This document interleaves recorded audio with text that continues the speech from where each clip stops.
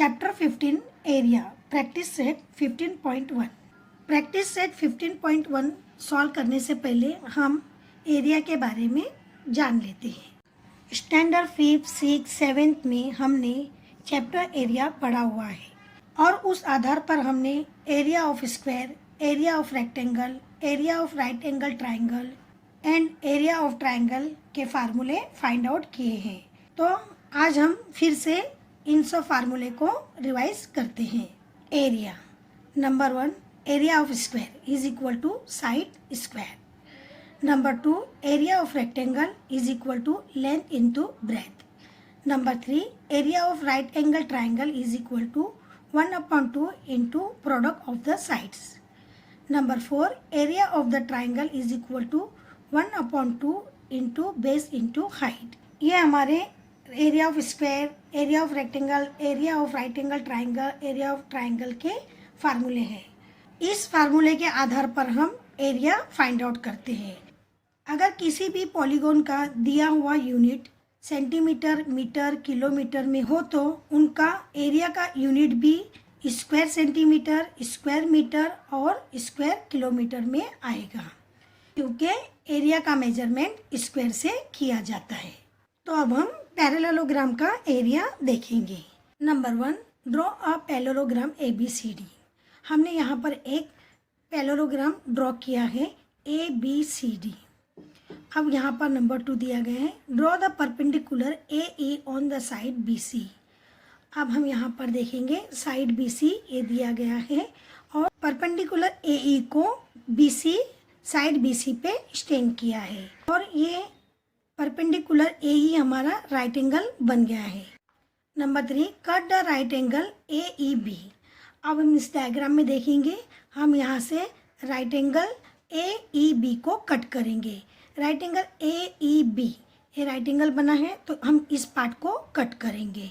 Number 4, joint it with the remaining part of quadrilateral AECD। अब हमने एक दूसरा डायग्राम बनाया है पैरेललोग्राम की तरह ही, लेकिन हमने एक कट किया हुआ पार्ट को हमने यहाँ पर ज्वाइन कर दिया है। इस पार्ट को हमने यहाँ पर ज्वाइन करने पर हमने नोट किया कि ये फिगर एक रेक्टेंगल बन गया है। Number 5, note that the new figure form is a rectangle. ये न्यू फिगर हमारा रेक्टेंगल बन गया है। Number 6, the rectangle is form from the parallelogram so area of both the figure are equal.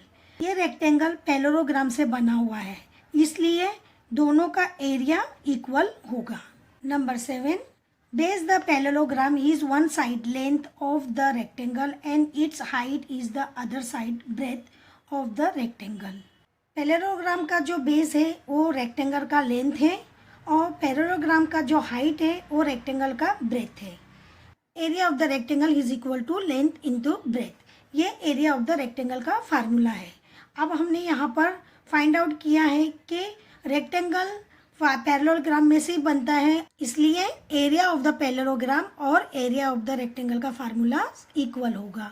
तो हम लिखेंगे therefore area of the parallelogram is equal to base into height और इस फार्मूले के आधार पर हम 15.1 को सॉल्व करेंगे। Chapter 15 area practice set 15.1। Question number 1, if base of the parallelogram is 18 cm and its height is 11 cm, find its area।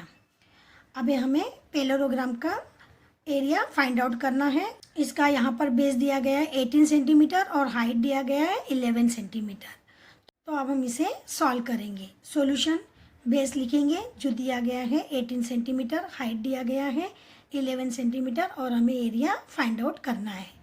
तो हम यहाँ पर पैरेललोग्राम का फार्मूला लिख लेंगे।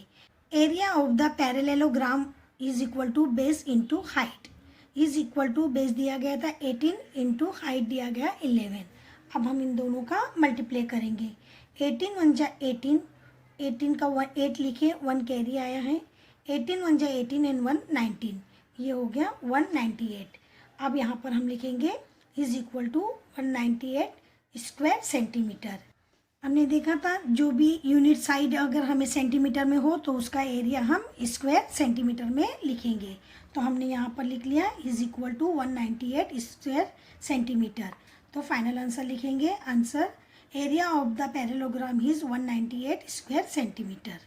Number 2, if area of the parallelogram is 29.6 square centimeter and its base is 8 centimeter, find its height। इस question में parallelogram का एरिया दिया गया है और उसका बेस दिया गया है और हमें इसका हाइट फाइंड आउट करना है। तो हम इसे सॉल्व करेंगे। Solution, area is equal to 29.6 square centimetre, base is equal to 8 centimetre और हमें हाइट फाइंड आउट करना है। तो हम सबसे पहले पैरेललोग्राम का फार्मूला लिख लेंगे। Area of a parallelogram is equal to base into height. Area of the parallelogram दिया गया हमें 29.6, तो हम यहाँ पर लिख लेंगे 29.6 इज इक्वल टू बेस दिया गया था 8, तो हमने लिख लिया यहाँ पर 8 इज इक्वल टू हाइट नहीं मालूम है, हाइट को हम यहाँ पर लिख लेंगे। अब इसे सॉल्व करने से पहले हम इस राइट साइड वाले को हम लेफ्ट साइड में लिखेंगे और लेफ्ट साइड वाले को हम राइट साइड में लिखेंगे। तो हम यहाँ पर लिख लेंगे therefore 8 is equal to height is equal to 29.6। यहाँ पर 8 मल्टीप्लाई करता है तो वह अदर साइड जाकर डिवाइड करेगा। तो हम लिख लेंगे therefore height is equal to 29.6 upon 8। इस नंबर को हम 8 से ही डिवाइड करेंगे। 8 1 जा 8, 8 3 जा 24, यहाँ बच गया है 5, तो ये हो गया है 56, 8 7 जा 56, तो ये हमारा आंसर आया है 3.7।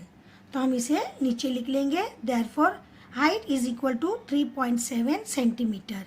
ये हाइट है, ये साइड है, इसलिए हम इसे सेंटीमीटर में लिखेंगे और एरिया होगा तो उसे हम स्क्वायर सेंटीमीटर में लिखेंगे। फाइनल आंसर लिख लेते हैं। Answer, height of the parallelogram is 3.7 centimetre. Number 3, area of a parallelogram is 83.2 square centimeter. If its height is 6.4 centimeter, find the length of its base। इस क्वेश्चन में area of the parallelogram दिया गया है 83.2 square centimetre और उसकी height दी गई है 6.4 centimetre. हमें उसकी बेस फाइंड आउट करना है।